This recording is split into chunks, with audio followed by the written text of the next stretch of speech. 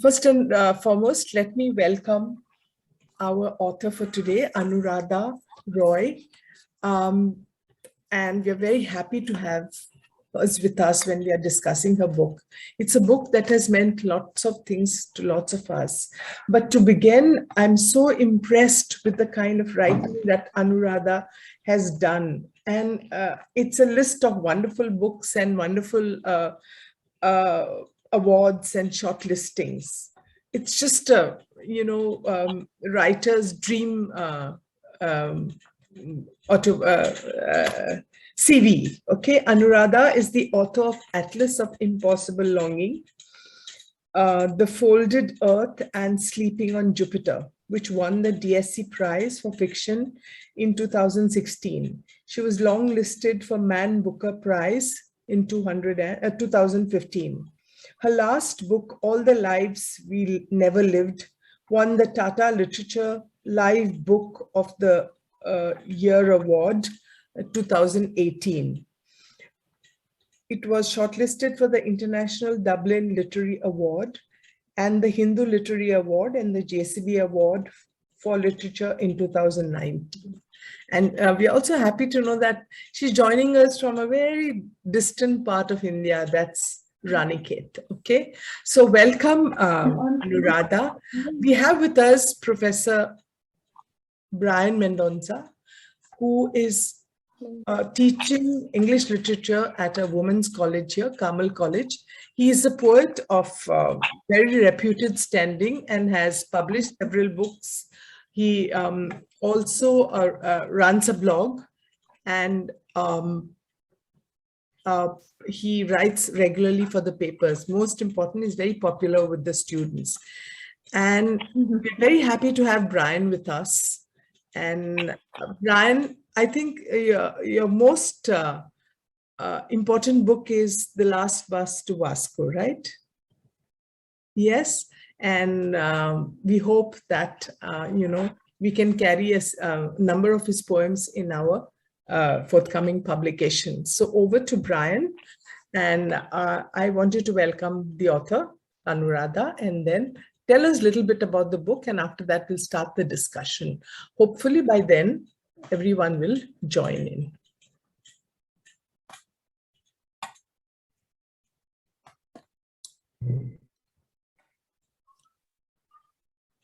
Thank you very much, Savia, and welcome, Anuradha, to this. Please sit up, Brian. You're getting cut. Your image is getting cut. Is this better? Yeah. Maybe, yeah, that's fine. That's fine. Thank you. Thank you for that feedback. Thank you, Savia, for that introduction. And we are most delighted to have Anuradha with us on the Margao Book Club. What was fascinating is the exchange before the recording started about the nuances of Goa and North Goa and South Goa. I wouldn't exactly see it as a schism, because even as we speak, I am anchoring from North Goa. So this is a place where North and South are meeting. I stay in Pottery, very close to Mapsa, and Savio is sitting in Margao, which is in South Goa. So I think when it comes to literature, when it comes to pushing the boundaries of understanding or trying to find out what's relevant in today's society, we all come together. And hats off to Savio for putting this beautiful initiative, which makes it possible for us to examine some of these questions. I am so delighted to see that Anuradha is joining us from Ranikhet, and I have totally fallen in love with the umbrella behind you. And I seem to recall some scenes from The Folded Earth, which I'm reading right now. And I'm in Ranikhet as well. And going through the character sketch of Diwan Singh, I had to simply tear myself away from that book to be on this discussion, which, I had to do for Savia. it's so captivating the way you write, Anuradha. And of course, my first book was EarthSpinner, and we did a blog on it, which we shared on the group. And I'm sure people are reading that. And I picked up actually all the three books, okay, even this one, but I didn't get around to reading this because I felt closer to the folded earth because I've been to Raniket, I've written poetry there. Okay. I've written poetry all across India. When did you come here? When I was with OUP. Oh, I see. Gosh. So I've seen you working. When were you at the OUP? Just before Rukun left. Okay. When Manzar was there. But I was in ELT under Sharmila. And I just gone. Okay. Yeah. Okay. So I traveled so much when I was in Delhi. I worked with OUP for 9 years. And it's absolutely charming to see that, you know, we are meeting after, you know, such a long time on this platform.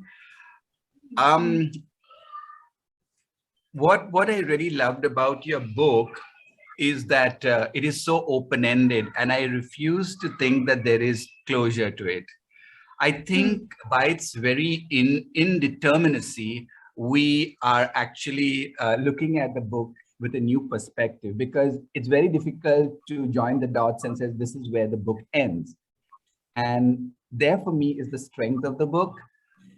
You've made so many points as we went along, and the pacing of the book is another feature which really is so nice. You don't really know what one is in for right from the beginning, and there's so much happening that you have to read the book once or twice to actually get a feel of you know, what each sentence is trying to say. There are so many themes that we can talk about, but I was just rereading or glancing to the book before we opened today, and I noticed that you've divided it into 7 chapters, and each chapter has, you know, certain moments which push the narrative forward. There were 3 texts which came to my mind, which I thought I'd share in the prefatory comments. Something which helped me to kind of situate this beautiful book. I simply love the title, The EarthSpinner, and these, you know, this cover design of ochre took me back to designing covers in OUP, though I was just in ELT. The first one, which I felt, you know, towards the end of the novel sort of picks up momentum. It is like a steam engine sort of waiting to kind of reach a destination. And when you mentioned Ghalib and Rumi, notwithstanding Kabir in the preface, I felt the image of Pico Iyer's Abandon come to me. I read it sometime back. It's an old work in 2003. But there too, you have the character searching for a manuscript of Rumi, which he thinks, you know, contains certain nuggets that will change the world. So that sense of searching for a cause which contemporary society might call a lost cause. I mean, why would you search for a manuscript? Don't you have anything better to do? And then I think his name is Macmillan, on the way, meets and falls in love with another lady. Okay. Yeah, so this kind of swerve, which you see in Abandon, is also there in many ways in a lot of your writing. The novel swerves. You cannot predict what is going to happen next, which keeps you rooted to the book, and which, to my better half's dismay, has burdened my bookcase, you know, a lot more. So as you can see, she allows just one book rack in the background. So those are very selected books. Don't worry, I put the rest in, I hide them in the cupboard shelves, okay? Don't touch. So when I read or reread this novel, I felt it was telling me something more than what it did when I read it first last month. I must be frank with you, with the kind of schedules we have at university, there was no way I could even speed read the novel during normal working days. So I read it in the holidays. I read this novel in the Diwali holidays in November. But now I come to it with humility, with a different approach, looking for different things and finding nuances that I never saw earlier. Uh, that scene, where Kaka interrogates you or the autobiographical narrator, took me really back to a partition novel of Bapsi Sidhwa, Ice Oh, Candy Man, yes. because isn't it? Because in No, Ice I mean, Candy Man, it's a lovely yeah, book. Yeah. yes, and a lovely movie as well. Yes. And her name is Lenny. When Amir Khan asks Lenny, so where is the Aya, who he actually loves? Yeah. Nobody, I mean, everybody else says she has left, Uh-huh. but Amir Khan, looks at the Yeah. little girl and the camera zooms in and he implores her to tell the truth. Because she tells the truth that no, the Aya is holed up in the bedroom upstairs, it Yeah. leads to her capture and whatever else follows. Yeah. Right? So Yeah. this kind of, throwing into crisis certain verities, certain givens is what really makes the novel problematic and what gives it its depth. And because you're left with questions, you're left with, the novel doesn't provide answers. I think it's extremely bold novel, particularly the part where you're saying, I'm not Ram, I'm not Rahim. Actually, you are repeating what Kabir has said earlier, sometime later in the book in italics. I can get the actual words. But the way you move towards that resolution is so beautiful and it's so powerful. Very, very subtly done. And like I teach poetry to my students, I say, don't be obvious, it's Many what comes people to. actually don't like that, quite a few readers look for absolute closure. And I look for the opposite when I'm reading. I find it quite dull if a book ends with everything neatly tied up. So I'm glad that you think so as well. I feel as if the book I'm reading goes on in my head.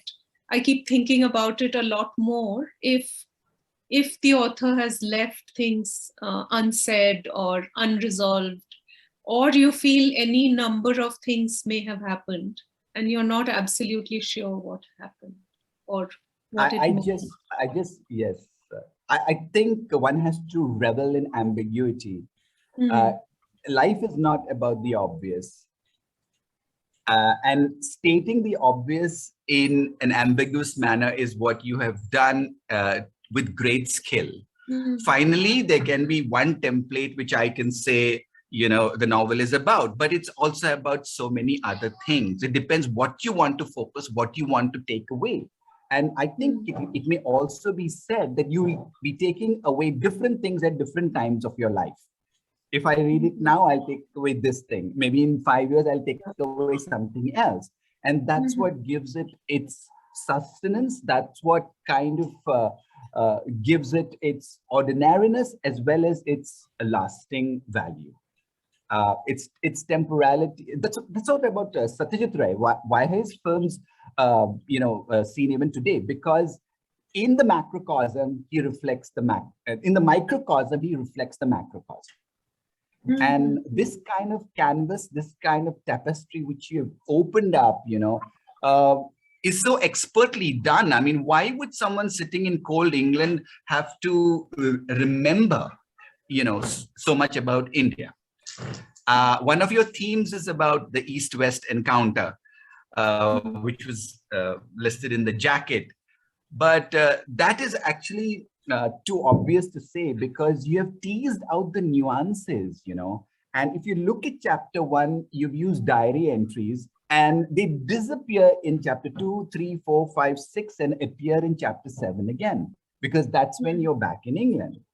So you know, this attention to detail about, I mean, since I've spent so much of time away from home, I know what it is to lose a parent when you're, say, in Delhi or somewhere else. That longing, that nostalgia, in Portuguese, it's saudades of something that you want, but you cannot have. That lingeringness, that pain that hits you deep within, you managed to bring it out so well. And the section in chapter 1 where, you're describing your family, or the narrator describing her family and the mother and the sister, who was a bit of a brat at times, doesn't have the density of the last chapter where you put it all together and you realize, that the first chapter was just the scaffolding for the 7th. So it's like a huge symphony, It's a huge.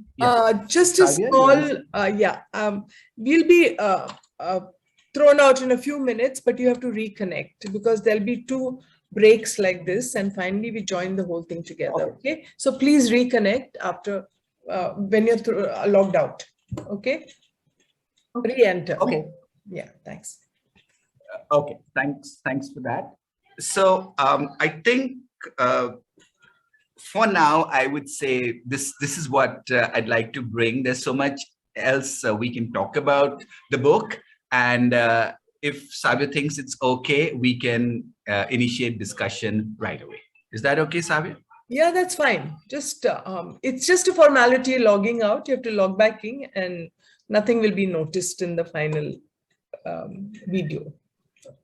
Yeah, so I've just done with the prefatory comments. I've kind of laid out the terrain, and I think, we can take it from here. I'm always here to say something if necessary. But that was such a generous and wonderful reading of the book. Thank you.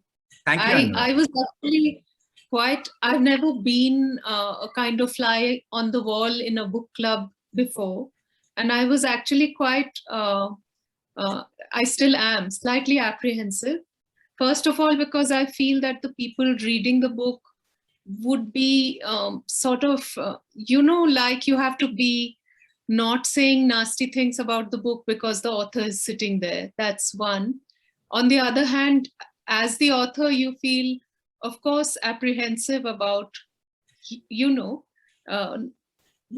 how to, all of us here are authors, so we know how to take criticism. And at the same time, you feel slightly worried often about what you're going to hear, whether you will be thrown by it. So it was really lovely to start with your extremely warm and wonderful reading of the book. So thank you. Welcome. I think one of our authors who participated previously said that, once you write a book, and it gets out of your hand into public space, it's no longer yours. Every reader will remanufacture it according to, and articulate it on their own experience. And every reader reads a different book, basically. Yes. So can I ask Marion if she has any comments? Marion, would you like to go first? Actually, I don't know if I have so many things to say. I'm not an author. I'm psychotherapist, coach, and homeopath. So I'm just a passionate reader, and it's also the first time I'm joining the book club. Actually, I didn't have the time to read it totally, but I listened to the audiobook. What did you think of the reader of the audiobook? Did you like it?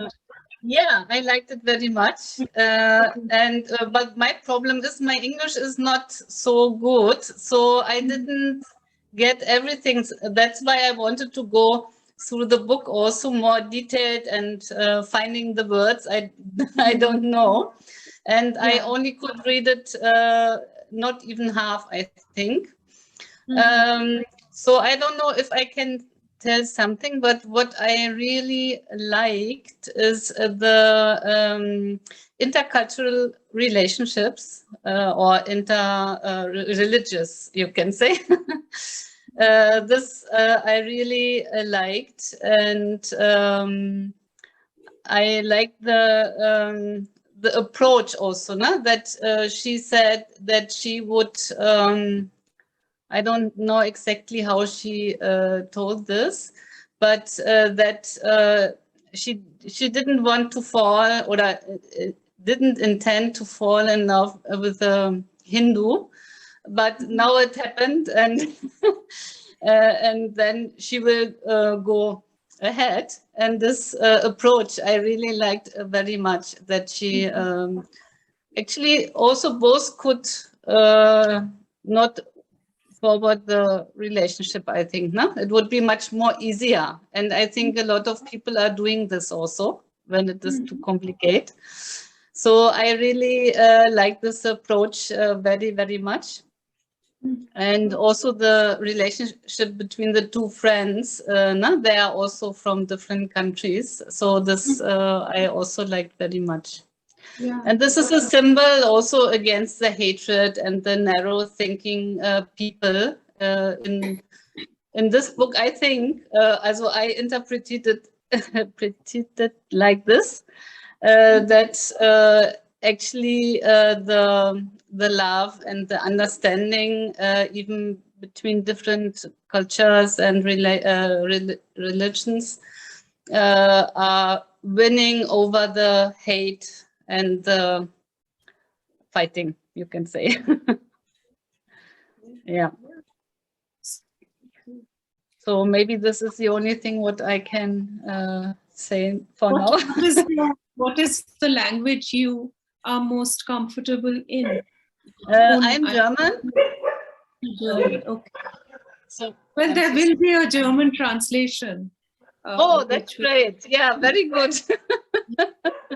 I think in about, well, translating right now, I don't know when they'll publish, but it's due out sometime. Okay, so then I'm waiting for it.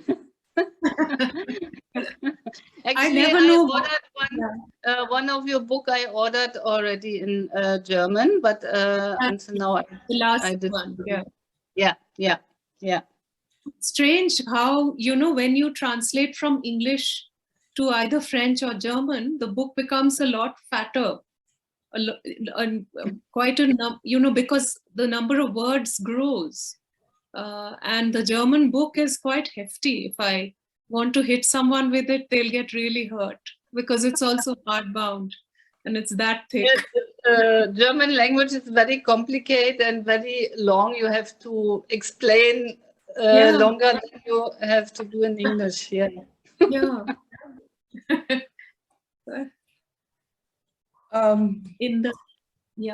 Yes.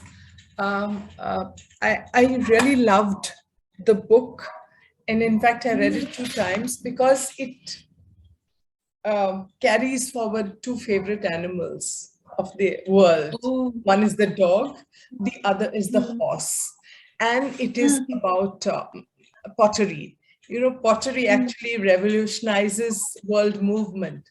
The first potter's wheel, the wheel actually. And you know, the horse, especially in Islamic lore, it has played a very important role. I mean, a book that I really loved was My Name is Red, or Han Pamuk.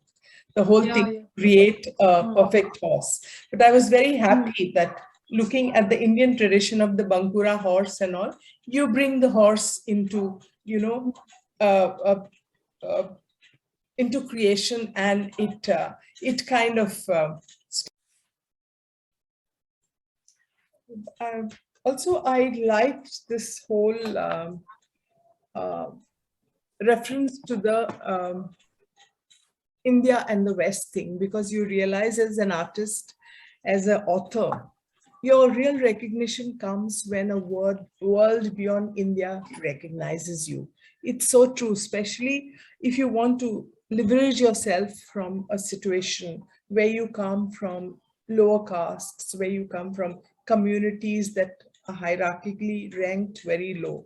The Dalits, for example, you fare so much better when your work is recognized abroad, and then, you know, it starts getting noticed in India, which is something that you grow to understand and grow to live with.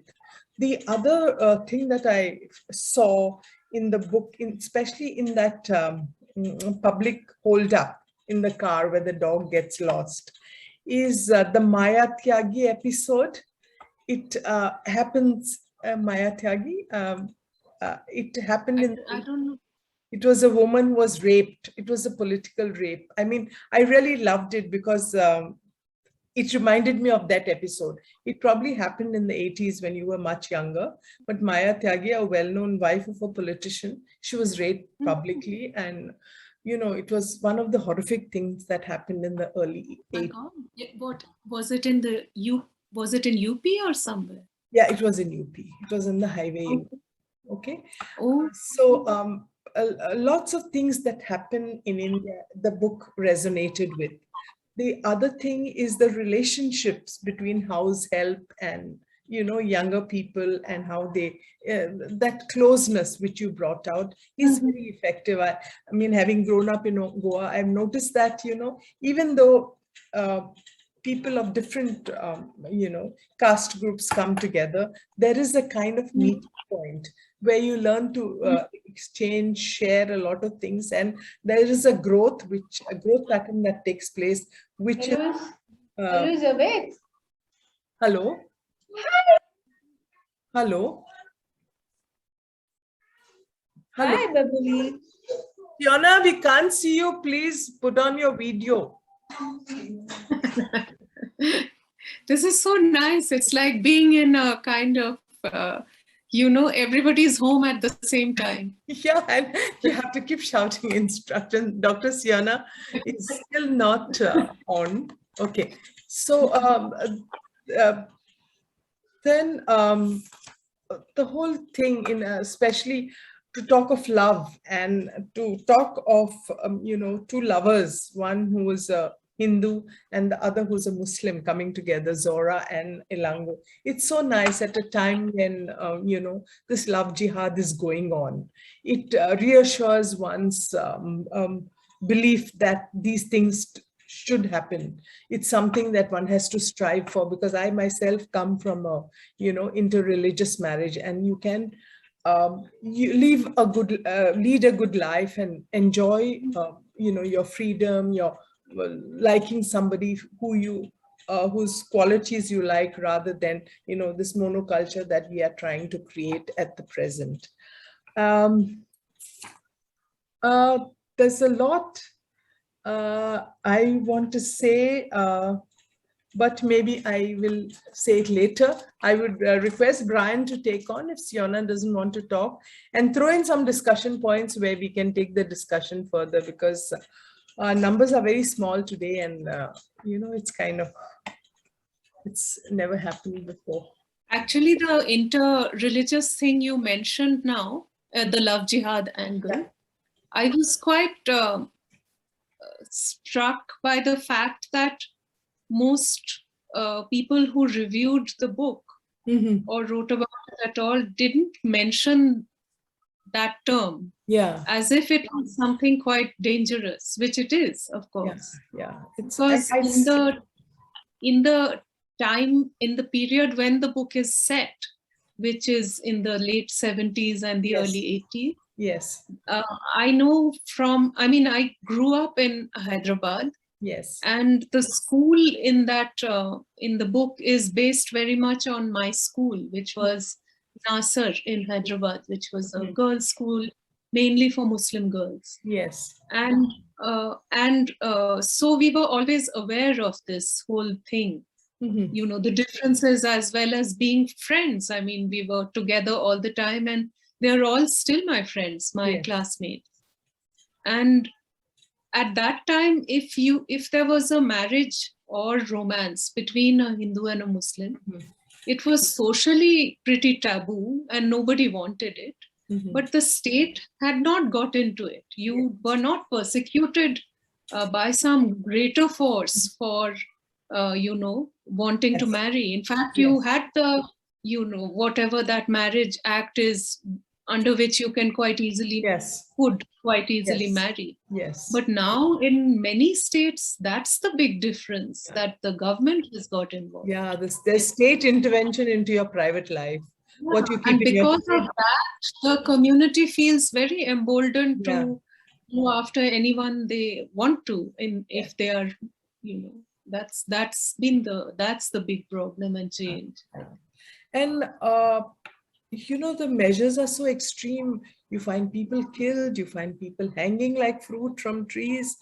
And at the same time, there is no alternate voice which condemns this, There's no, there was, in our country, I'm happy to say at one time, an alternate voice, intellectuals who decried anything that the state acted on, which was against their conscience, which was against their morality and value systems.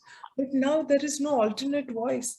I mean, even the media plays second fiddle to the state and whatever the state interventions are into the private life of an individual. So as a result of it, what happens is even discussions are not held, even debates are not held, but just the event occurs and then it's reported in the press. And maybe, like you rightly said, Anuradha, communities get emboldened to get into the past and look for frontiers where this kind of thing can be condemned. So in many ways, we are going backward, and it's a frightening thing scenario, would anyone like to comment on this? Siona? Siona, you are muted. Dr. Siona has had a hard day at the hospital today. Brian, what about you? Would you like to comment? I think I'll come back to this because at the moment I was looking at discussion points, so I'll intervene a little later on what you just said. But I present 3 points that we may like to look at, and really overwhelmed that Anuradha is here with us. And it is partly because of her presence that I am, presenting these points, because an author's view is critical. The first point is, what is the function of these letters? Your chapters start with letters. I mean, it's not in the chapter, it is not out of the chapter. It has this kind of marginal space before the new chapter starts. So we're not sure where to locate it. But at the same time, it provides a thread which takes us through the narrative of the lost dog.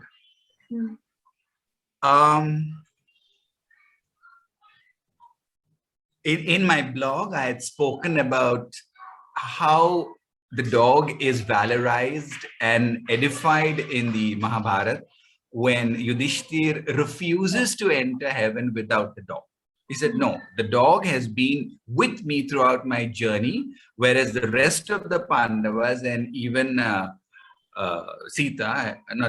Draupadi, have been found lacking. So he's been tested, and then finally the dog turns into dharma, and both of them enter heaven very gracefully. I found that extremely important to underpin this novel. You'd be amused to know that this episode from the Mahabharata is there in my earlier book, Sleeping on Jupiter. I see. Yeah, I'm very fond of this little story somehow. That little dog going all the way to heaven, and then this sort of friendship. Since you mentioned it, I think what really reaches deep into the heart of the reader is your sympathy with the weak. The little dog, the defenseless dog, the couple, Ilango and Zora, fighting against the obvious manipulations of that builder and of Akka, is something that we all as underdogs connect with, identify with, and support. And you become our voice. That's what I had written in my blog. So, yeah, carry on, Anuradha. No, I haven't seen the blog. I was making a mental note that I want to read it. So. I'll post it to Maybe you, right? Savia. I'll post it to Okay. you, right? Thank you, Yeah. Savia, because yes, so I wanted to ask why this is happening, or maybe I'll just present 2 more points and let the discussion meander. Okay. The second point is, knowing the kind of, I did see you for many of the years I was at OUP, and I know the kind of nature that you have, and to the extent that I saw it. And even now, when you join us, this petite, let's say, writer writing in Ranikhet. So I had this image of you when I was reading it. And when I saw the pages erupt with these swear words, I was a little taken aback. So, you are a different character in the novel, and you're a different character as a person, but ultimately some connect is there at the back of the mind. The point I'm trying to ask is, or rather express is, was it a conscious choice to use those words, particularly in translation, because those specific words really degrade and debase women, which I'm sorry to say are used very often today. Even in group. So, matlab kya hai? What are you trying to say? Was it inserted with the awareness that, no, people should know about it? I don't want my language to be pretty. Let it be as it is. Are you talking about the scene in the car? And even later on, no?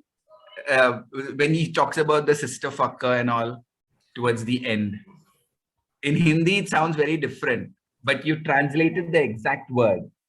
But but does it come as a surprise to you? Because if you look at what happened on December 16 a few years ago, that was the language of the rapists.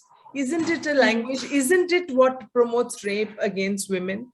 So it doesn't come as a surprise to me at all. And in fact, the more you bring these kind of psyches into public space, the better it is for us to understand and to combat it. So I don't believe that, I don't know, I want Anuradha to answer. I don't think as a woman writer, that it's necessary to prettify the language or to make it endorse to one's own personality. You are, after all, living in a manuscript, and the space of that manuscript, and the tension and the violence of that manuscript. And you have to transform yourself as a writer and get into that situation. And I think even if women writers use strong words, so much the better, because all swear words, all bad words come from men. They come from a certain mentality. And when women use them, I think we transgress into that space, which is male, and also mock at it. Also, kind of. Yeah, you're absolutely right. Because and I found this very interesting right from my first book, in An Atlas of Impossible Longing. There's a very conventional Bengali housewife who has become old, and the novel opens with her and her husband. Her husband is not a bad man, but he lives in a world of his own, and she is intensely lonely in the place where she lives. And sometime through the early part of the book, she develops this kind of illness, mental illness, which makes her swear hideously at him, at everybody. And that comes to everyone as a gigantic shock. And their response is to lock her up, because women are not meant to talk like this. And you never know to whom she might say, what might she say. And I wanted to leave it, and I never mentioned any illness or anything, because I wanted to leave it completely doubtful whether she was actually ill, or whether she was choosing the sanctuary of an illness to hit out at the world with all this rage, and with the language she really felt expressed whatever she wanted to say at that point, which women are mostly denied. You know, people are shocked if you use these words. And in the context of the EarthSpinner, where these words are used, they are in scenes of violence against women. And actually, if you are in North India as a woman for any length of time, I'm sure even if you go as a brief visitor, it's shocking the things people will say to you. I mean, you don't even have to be in a situation of aggression, but just in passing, a man who will say something on the street to you. And when we used to live in Delhi, we used to walk our dogs in a park near the house. And we lived in East Delhi, which was a more depressed part of it. It's not a posh part of Delhi. And in this park, all the children from the neighboring slums, and of course, girls don't play in public spaces in these, underclass areas. It's only boys who play. But little boys, and the casual way in which they would say these things, it was just part of their normal daily language. There was nothing bad about it to them. Just aggression on a daily basis, which is what they probably heard where they come from also. Yeah, I very much concur with what you say, because it's seen as a way of asserting your masculinity. Using swear words, using language like this, transgressing into, using violent language about body parts of another sex, gender. But there's also a hollowness which you realize. It doesn't bring out a strength, but you also realize the premise on which it is built is rather hollow. Because at the end, how much does it strengthen you to say something bad about women, or something about sexuality, or something about having raped somebody? Are they really, does it really empower you as a male? It's something that one needs to question. Also, I really like the point that you made about women sometimes take agency and feign an illness. Like you have a lot of the nuns in Catholicism who, get into a dreamscape of having seen Christ and express a lot of things which they will not be able to express under the patriarchal system of Christianity, where again, the priests dominate. So, they get into dreamscapes of having seen Christ and all. I remember, in fact, another woman who lived in my cousin's village, and she had this long dialogues with the priest who was doing things to her. And it was continuous throughout the day, and as a child, I remember being mesmerized with it, because she spoke about, demanding sex. She spoke about she wanting to refuse, having sex with him and stuff like that. And it was continuous, throughout the day. And I was so fascinated by that when I wrote, let me tell you about Kinta. I brought that in because it never left me, It was something so powerful and strong. Yes. Yeah. But Brian had a third point and we interrupted. Yes. And the third point is also harkening back to the third text, which I said came to mind when reading or rereading your work. The first was Abandoned by Tico Iyer. The second, Ice Candy Man by Bapsi Sidhwa. And the third one was City of Jinns by William Dalrymple. And where I remembered him was when that brief scene occurs when Ilango is taking refuge in the narrator's house. And the narrator's mother says, "We cannot keep you, you must leave." And then he's kind of guided to Mrs. Khambata's place. And the dog also remains there. And later on, the writing goes that Khambata also died ostensibly being cursed by Akka. Yeah. So that move where all this time the novel has provided,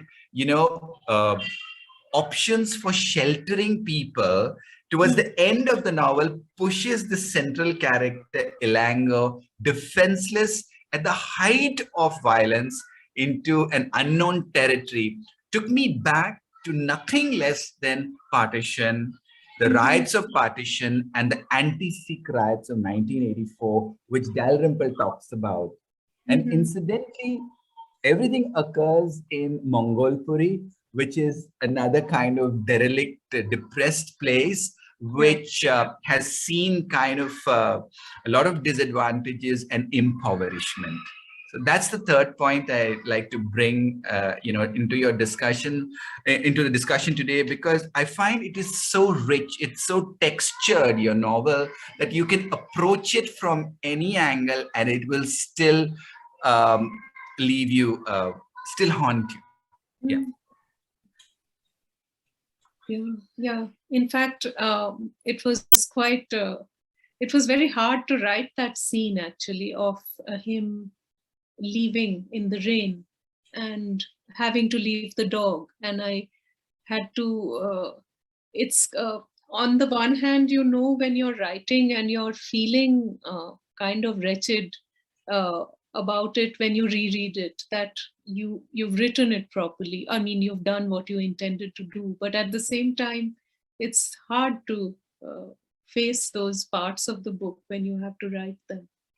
And leaving a dog, I know that's what they often say that the people who write the best horror stories are those who are really timid. The best thrillers or scary stories are those who feel frightened, because that's what would make you conjure up those scenes of fear.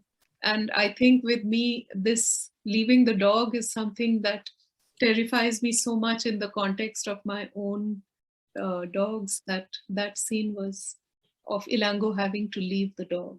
It's very, May I ask why you think he had to leave the dog? Because this was a really heart-touching scene for me also. So what was the intention that he left the dog behind? The whole thing at that point was really because he is liable to be attacked. He has no way of going back to his own home. He is going to go and take refuge with a friend in a hotel who will then find him some future which as yet is unknown and dark.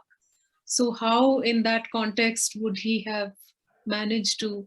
So in the beginning, it doesn't, as you that's a very acute comparison with partition, that people thought this is very brief. I'm leaving for a day or two and I'll be back. And they never went back. They couldn't come back. So that is exactly what happens to Ilango. He doesn't know when he's leaving that he will never see the dog again. But he doesn't see the dog again, exactly as Brian says, as happened at partition. I teach partition literature, so that helped in making the connection. Yeah. Savia, I have two more points. So would you like to come in? No, you please carry on, because I think it also leads to further discussion. Our numbers are very small today. Others, we usually have 18 people. Ask one more question to the dog. Yes, of course. Because it was really heart-touching for me. And I was thinking why later also he didn't, he didn't try also to go back. No? To see the dog and so on. This was the reason that he was afraid also even to go back for a short time, or? Well, I would be giving you haven't finished the book. So I don't know if I finished. You finished it. Audio. Finished. So basically what happened to him went on for a few years of great uncertainty, poverty, moving from house to house in a different city. And at all stages, he knew that he could not, in that whole picture, accommodate also this rather big dog who was growing older and so on. And yet, suppose he had just gone back to visit, he says to the girl that what would the dog have thought. I mean, for the dog, it would be very confusing if he, and this actually, I mean, not, there's a very, authors who say they don't use any part of their life in the books they write are, I'm not sure they're being accurate. Because I think your own life, I mean, it's like colors in a sense. Let's say red and blue and yellow are in my life, but I combine them into purple and orange and whatever in the book. So it becomes something else, but many elements come from your own life. So when I was thinking about Ilango and whether he will go back to see this dog again or not, I was reminded very much of a dog whom we looked after here in Ranikhet. She belonged, she came as a waif, as a little puppy. She was found by an American friend of ours on the street. The dog was injured, its hind leg was badly injured. So my friend took her to the hospital and looked after her. She was very tiny. We had several dogs. We could not take in another. So Anne-Marie, my friend, adopted this dog whom she called Sadie. And yet Anne-Marie worked in a trekking job. She used to go away for months on end. So Sadie practically grew up with us. We became terribly attached to her. But when Anne-Marie left to return to America, she took Sadie with her. Of course, she's deeply attached to Sadie, and she's taken now, Sadie lives in Connecticut from Ranikhet. And when I went to America 2 years ago, Anne-Marie said, why don't you come to see Sadie? And we'll work it out. I'll drive halfway. We'll do something. But you must see Sadie again. And I wanted nothing more than to see Sadie again. But at the same time, I knew that this would leave her and me just feeling heartbroken for a second time. We had barely managed to get over, losing each other once. So I didn't see her, although I was so close. So I think a part of that whole thinking went into it when I was thinking, what will Ilango do if he can actually see the dog? He will choose not to see, just to be good to the dog. Yeah, but actually only if he didn't take it with him again, Yeah. then it would be heartbroken. But Yeah, otherwise, yeah. Yeah. But it was really touching scene. You're a real dog person, I can see that. Yeah. But Chinna also has a life of his own. He adopts a community. Yeah, he's not only the potter's dog. Yeah, he adopts a community. He creates a community around him. We go to a temple here called Chandreshwar for walking, and we have a dog called PUBG, who belongs to a family. He's a huge dog, wonderful. I'll send you photographs. And he's about 2 years old. His mother, adopted mother, of the boy's mother who adopted him, died of a heart attack a year ago. And what PUBG has done is he's adopted the entire community who comes to Chandreshwar, cycling, jogging, and walking. And he walks up and down with them on the hill. And everyone feeds him with, vitamin biscuits and Mari biscuits and what have you. So Chinna, in fact, reminded me of that, where he kind of makes himself at home and makes up for the losses, emotional losses in his life. Yeah, because nobody owns Chinna. Yeah. I mean, although his first loyalty is to the potter, so he goes where he pleases and he means different things to different people. Yeah. So if he were pulled out of that place and taken to some, 2-room place in Delhi and made to live there, it would not work at all. Yeah, it would not work. Exactly. That's very true. Yeah. Brian, you have It's amazing. Yeah. Listening to Anuradha is such a treat because you're listening to a writer speak, and what was going on in my mind was the kind of thought that we put into the actions we take and how it's so difficult for us to find closure. No, so now when Anuradha was talking about deciding on not meeting the dog because she didn't want to put the concerned people and animals into another sad situation, is so thoughtful. But at times it may also be misunderstood. So we're always walking that tightrope. And it was, this wasn't something that I thought about before this meeting, but it emerged out of the discussion which Anuradha has participated in, the necessity of closure. And sometimes, as in the case of partition, there is no closure. So how are you going to handle it? I think our screen is flickering. Is that happening with y'all? You'll have to reconnect again in a few minutes. It's a sign. So don't worry, just reconnect like before. Okay. It's because these are not paid spots. So we just stitch it up and later on there's no problem. Yeah. As long as we can hear each other, it's fine. Yeah, it is. Thank you. Yeah. A long time until you let me in, no? I will let you in. Don't worry, I can't begin without you, Marion. Yeah. When it comes to Ilango, I was not entirely convinced about how he shows up in England, and the kind of moves that he makes to appear and meet the narrator over there. I think I lost something somewhere. Is it possible to discuss that? Yeah. Do you feel the same way? Should we wait till the reconnect, or should we? Yes, that's better. You just got 50 seconds too. Okay. Yeah. 50 seconds is valuable time. Yeah, that is true. Yes. Life and death. Yeah. Yeah. A little Go less. out also by ourselves and reconnect, isn't it? Yeah, I have to allow you to get in. So I will be more cautious now because I think it's a little slow today. Okay. Should we disconnect and just reconnect on our own?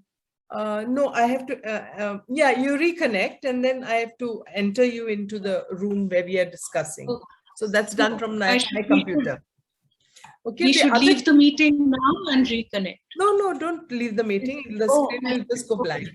The other thing I also was very curious about is the protagonist and Ilango. They share something that's deep, that's like love, but there's never a kind of physical consummation of their relationship.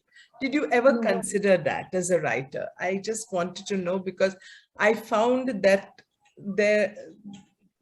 it came to my mind when I was reading it. No, of course, it's very much there as a undertone. Yes. There is what I really wanted, I was thinking about many forbidden things while writing up the book.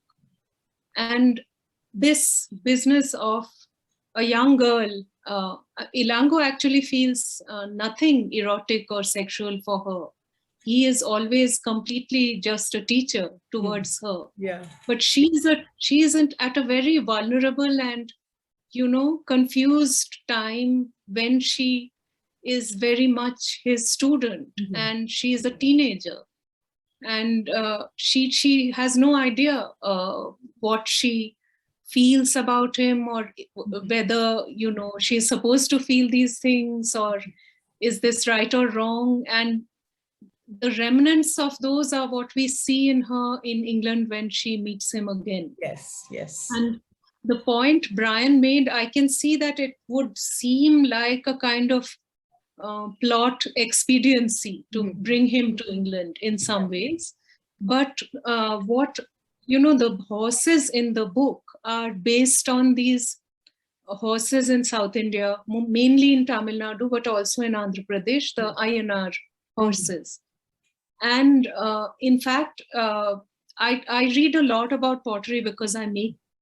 It was very it was very difficult to accept that she could turn the novel and take it somewhere else, because she got so vocal about what she believed was not the right thing. So somebody whom you know very carefully for many years may suddenly just spin on his or her axis and bring the world to an end. You know, things just crumble because of the spoken word. And I didn't expect Akka to develop so much and to swerve the novel or give it its swerve to push it into a totally different direction. She's a character who's so menacing, you know, and she comes out very, very strongly. And even the novel leaves us with a sense of clairvoyance and a curse, because Kambata is supposed to be sick because of her. Yeah. So I just want to end with those comments. Yeah. Over to you, Anuradha.